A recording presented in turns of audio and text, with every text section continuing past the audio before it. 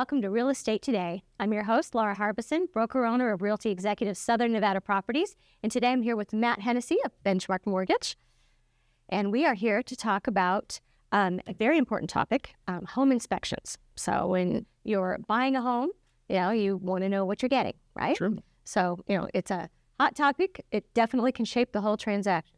It's a great topic. Maybe I'll kind of start with, you work with a lot of buyers, work with a lot of sellers. Mm-hmm. As you explain the process of buying and selling a home, what do you focus in on when you explain the process of a home inspection? Well, it's a very important contingency. They have a limited time to have this take place during their diligence period, along with other items. I mean, the buyer should be, verifying anything that is important to them during that time, but getting the home inspection done as quickly as possible. So if there is anything that needs to be addressed, you have time to deal with it is super important. Do you usually do that in the due diligence period, the first 10 days? Yeah, typically the first 10 days. The diligence period is negotiable, just like everything else in the contract, but 9 out of 10 times it's 10 days. It could be 8, it could be 12, but, with a normal 30-day escrow, 10 days is pretty usual. There you go. Is what you've been seeing over the last several decades, high topic numbers that maybe, or conversations that you look at? Perhaps what is the number one thing that catches your eye? Do you share with clients, like, be aware of this one? Well, they want things that are, that come under scrutiny. The roof. People don't think about the roof. We have tile roofs. They're they last a long time.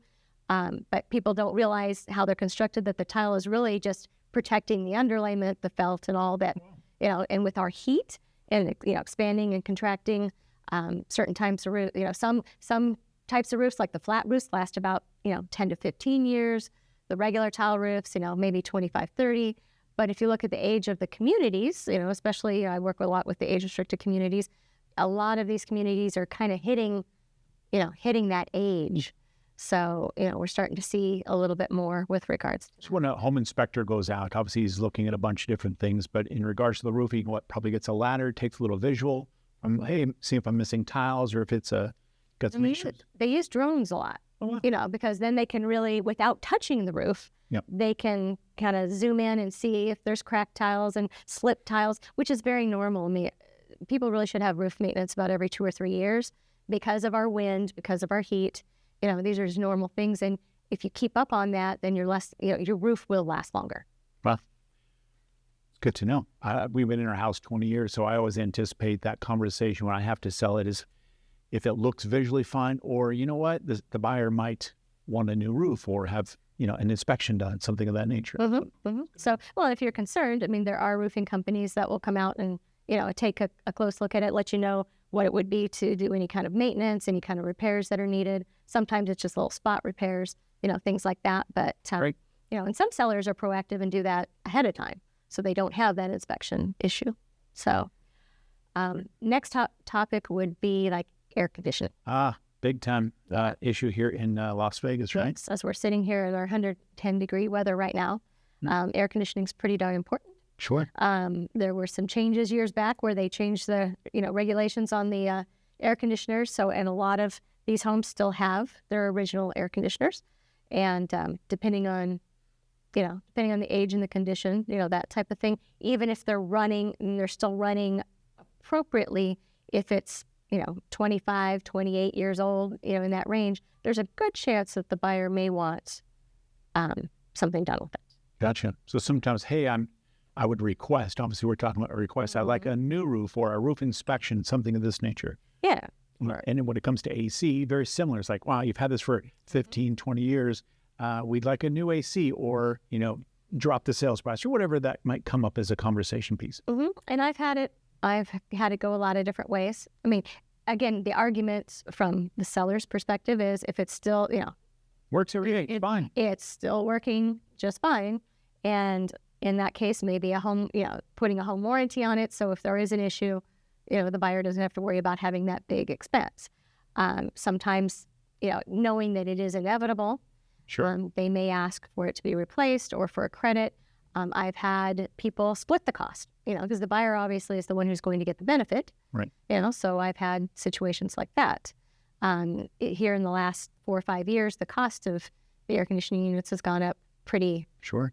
pretty dramatic. I mean, your average unit used to be, 5,000, and now it's more like 8,000, 8,500, in that range. So, and again, we're talking about HVAC because, of course, the air conditioning unit and the furnace have to actually match up with each other. So typically, even though our furnaces don't get a lot of use, if you're replacing one, you usually have to replace the whole. In the lending world, we really, just full disclosure, don't really pay close attention to the home inspection report. Right. When the appraiser goes out, obviously he's looking for make sure things are in working order. It's at those point in times that maybe he visually sees, appraiser that is, there's maybe roof damage. Oh, the AC is not working. Now it's back in the real estate hand of, hey, can you do a inspection or get this fixed? Something of that nature. Right. Well, yeah, the appraisers put conditions on there if they see something very obvious. They're not doing a full home inspection, but if the air conditioner's not working, or the stove won't come on, or they see a big leak in the front yard, sure, that type of thing. So it's great. So things that are obvious. Right. So, and that brings us to plumbing. Plumbing and water damage. I imagine that comes up quite often. I mean, it's not like these things last forever. Maybe a little drip here and there, but maybe it causes a problem that we have to be aware of. Absolutely. Well, and again, depending on the age of the home, once homes are getting into the 20 to 30 year range, the concern starts becoming like the sewer line and things like that, because the things that are the homeowner's responsibility, because the city stops at the curb, right? So now you've got your main water line, you've got your main sewer line, and I'm seeing a big increase in people having those scoped and some of the interesting things that they're finding. Especially over the years. I mean, just the habits that consumers have. Trees and all. There you go. Those flushable wipes, they're not flushable. Don't flush them.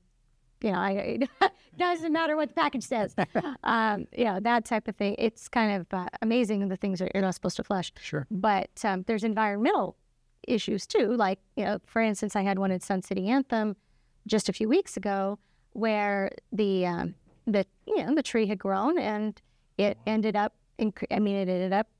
pushing right into the pipe. So that whole main line, the tree had to come out and the main line had to be replaced. Wow. Yeah, that was $18,000. It's a lot of money. So yes, definitely be cognizant of where you plant your landscaping, where your lines are. Most people don't even know where they are. Right. I would imagine so. Yeah. So, but that's one of the things that the home inspector, when you're going to buy a home, and some things that have come up were probably there since the home was built, where the pipe is compacted because when the builder built and they so things that even though it was a newer home, mind you, the water is still flowing, that kind of thing, but not the way it should be. And again, if it's cracked and all, it's gonna eventually have an issue. That imagine. So you go through the roof is probably a topic. You got HVAC. That's a significant awareness to be aware. Take into account. Then you have, of course, plumbing. What else catches your eye? Electrical sometimes. Absolutely. So electrical hazards. I mean, there's simple things like the smoke detectors have to be less than 10 years old. That's actually a code now. And that's something that I've actually had appraisers call out. And when they're when they're all like yellow and you can kind of tell they've been there a while. And people say, well, they work. Well, you don't know. I mean, how do you actually know? Unless you've had a fire, you don't really know if they work. Those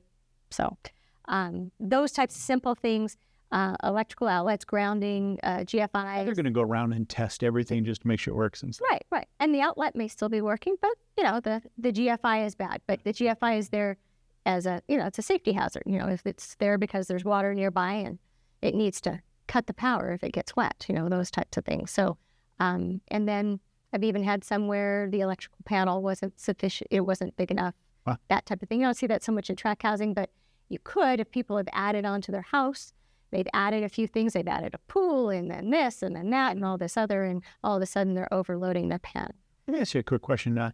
When you have a buyer and they go through the inspection, they have a list of items you discuss with them, and maybe even on the seller side, and you receive that list. Mm-hmm. What's the course of action that you would take and asking for repairs to be done?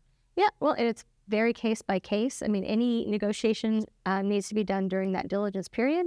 So that's another reason to get the home inspection done as quickly as possible, at the beginning of the diligence in case there is anything that needs to be negotiated.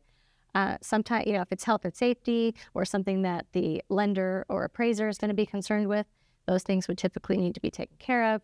Other things that they might negotiate, credit so that the buyer can do it the way that they want. Maybe the water heater is, about done, but maybe they want to switch to a tankless or something. So, maybe there's a small credit or, Great information. Yeah, things like that. So, but very, very, very case by case, depending on the fact pattern of the actual transaction. But again, very important to deal with upfront.